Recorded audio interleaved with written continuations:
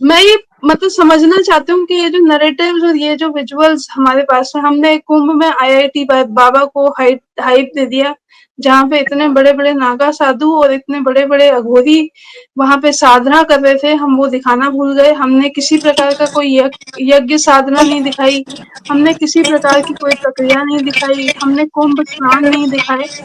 तो ये नैरेटिव हमेशा से जो पहले से चलता आ रहा है, हम जैसे कि हमेशा बोलते हैं कि एक ही महापुरुष है, 2 ही महापुरुष है, बाकी सब जो थे वो ऐसे ही थे।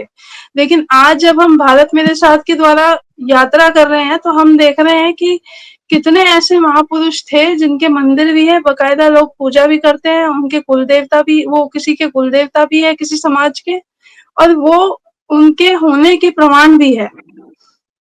तो समस्या ये जो नैरेटिव बिल्डिंग की है वो हमारे ही रिलीजन के साथ क्यों है? क्या हम लोग कहीं पे कम हैं? क्या हम लोग कहीं पे कोई कमी छोड़ हम देते लोग हैं हर बारी कि हमारे इस पे ही हमेशा जो है हमला ज्यादा होता है? कमी कुछ नहीं है सुरभि जी, सारा प्रॉब्लम जो है शहरों का है।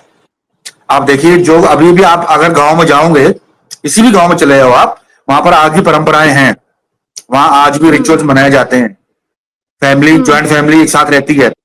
यहाँ पर ये शहरों की समस्या हो चुकी है। क्यों शहरों की समस्या हो चुकी है? कि मेरे बच्चे अपने बच्चे को कॉन्वेंट स्कूल में पढ़ाना है, मेरा बच्चा क्यों जाएगा? गुरुकुल तो है नहीं। मैं हुँ, आपके माध्यम से एक और बात बताना चाहता हूँ कि अभी एक साल पहले, लगभग 8-9 7-8 महीने पहले हमने गुरुकुल की स्थापना करी है, वेद गुरुकुलम। इसमें करीबन हुँ। 70 बच्चे हैं, आपने उनको हम पहले ही बताया था। इसका लिंक मैं आपसे जल्दी शेयर करूंगा। और इसमें हम 70 बच्चों को करीबन हम बिल्कुल जो है हमारा ऋग्वेद, अथर्ववेद, यजुर्वेद हम सब सिखा रहे हैं। और हुँ, ये बच्चे ऐसे नहीं होंगे कि यार पढ़कर क्या जाएंगे, क्या करेंगे फिर। ये बच्चे पढ़ करके पूरी, जैसे भी एमबीबीएस कर सकते हैं, इंजीनियरिंग कर सकते हैं, उनको गुरुकुल में सारी व्यवस्था है। एआई टेक्नोलॉजी की भी व्यवस्था है, ताकि वो कल को जाके बाहर काम कर सके। और इसके अलावा वो अपने वेद शास्त्रों का भी अध्ययन कर सके। ये सब एक साजिश के तहत हुआ है, और हमें हमारी गलती है इसमें। सनातनियों की गलती ये है कि सनातनियों ने कभी अपने रिलीजन को, अपने धर्म को सीरियसली लिया ही नहीं, कि हुँ, चलता है, चलता हुँ, करके। आप बताओ, मेरे घर में ये वेदास पड़ा है, ये मैं वेदास, मेरे घर में चारों वेदों का एक संक्षिप्त वो है, बुक है, ठीक है। हुँ, ये मेरे पास मनुस्मृति है, ये मनुस्मृति है मेरे पास। हुँ, और मैं आधी पढ़ चुका हूं उसको। ये मेरे पास मेरी टेबल पे गीता पड़ी है। हुँ, ये मेरी टेबल पे सत्यार्थ प्रकाश पड़ा है, जो स्वामी दयानंद सरस्वती ने लिखा।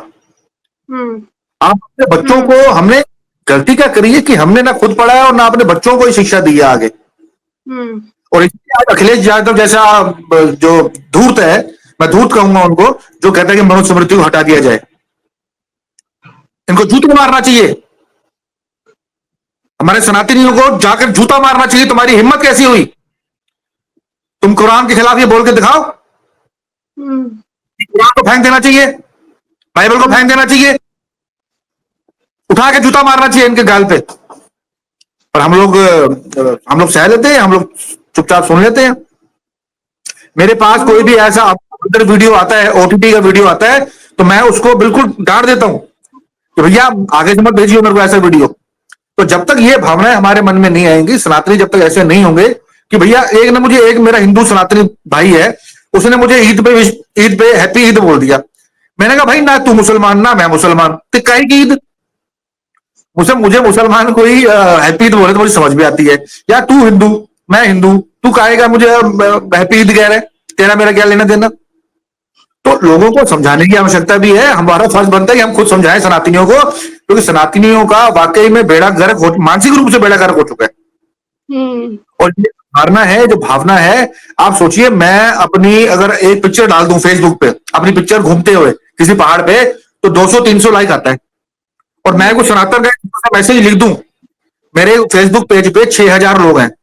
आप सोचिए, हुँ, 5 या 10 लाइक आते हैं, 5 या 10 लाइक।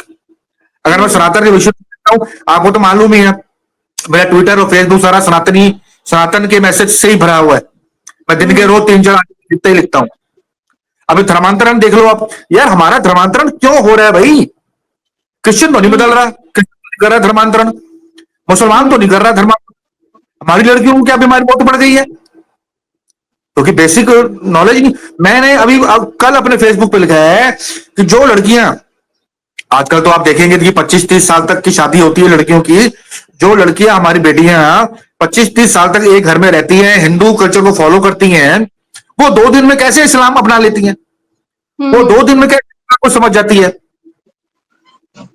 मुझे तो ये समझ नहीं आ रही है कि भाई ये सनातनियों को हो क्या गया है। जब पंडित तक जी। ऐसे मुद्दे जब तक ऐसे मुद्दे हम लोग उठाएंगे नहीं, और मैं सुरभि जी आपसे भी एक निवेदन करना चाहता हूं कि ये आपका भी और हम सबका एक मॉरल सनातनियों का दायित्व है कि आप क्योंकि जर्नलिस्ट हैं, आप ऐसे प्लेटफॉर्म खड़े करिए जहां पर सनातनियों को मौका मिले, सनातनी अपनी बात रख सके और सनातन के विषय पे हम लोग चर्चा कर सकें ओपनली। ये नहीं, बहुत हमारे आवश्यक प्लेटफॉर्म पे तो चर्चा होती रहती है। है। और हमको एक मोदी नहीं चाहिए। हमें देखो, हमें आज के डेट में एक मोदी नहीं चाहिए। इस देश में आज भारतवर्ष को कम से कम 100 मोदी चाहिए। आज भारतवर्ष को एक योगी नहीं चाहिए, कम से कम 1000 योगी चाहिए।